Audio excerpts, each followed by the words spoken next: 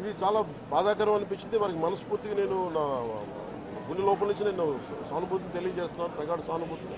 అది ఏ పరిస్థితుల్లో జరిగిందని సంపూర్ణమైన నివేదిక వచ్చాక దీని మీద సరైన యాక్షన్ తీసుకుంటాం. ఒకవేళ నిజంగా అప్పులు బాధ భరించలేక చనిపోయారా, అలాగే లేదంటే ఎవరన్నా బలవంతంగా ఇబ్బంది పెట్టి చచ్చిపోయేలా చేస్తారు, ఈ కోణంలో కూడా మనకి ఇన్వెస్టిగేషన్ జరుగుతూ ఉంది. దీని మీద వచ్చాక దీని మీద ఖచ్చితంగా స్పందిస్తాం. ప్రధాన సమస్య ఉంది సార్. అటవీ శాఖ ఆధ్వర్యంలో farm to charcoals farm to permit ఇస్తారు సార్. ఎక్కువగా ఇక్కడ రిజర్వ్ కన్వర్షన్ ఎక్కువ సార్, ఫారెస్ట్ రిజర్వ్ కన్వర్షన్ ఎక్కువ.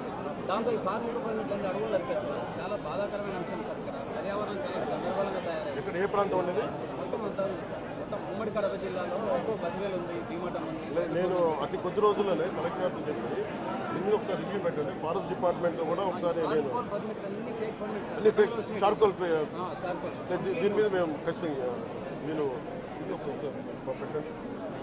అంటే పర్సనల్ రివ్యూ ఇక్కడికి వచ్చి మేము రివ్యూ చేస్తాం.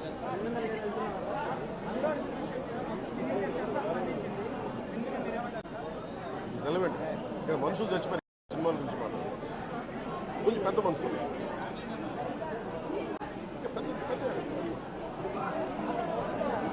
మీరు డిబేట్ మన మనసులో చెప్తారు. Debate go beyond cinema. ఈయన చెప్తుంది ఏముంది, కోల్ అరాచకం వాటి మీద మాట్లాడారు, పెద్ద మాట్లాడారు.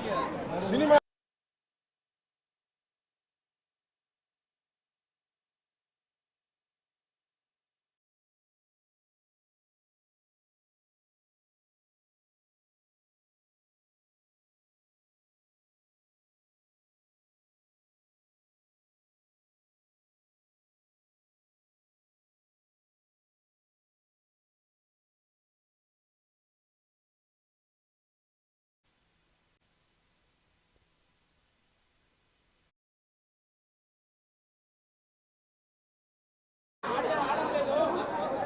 ఆయన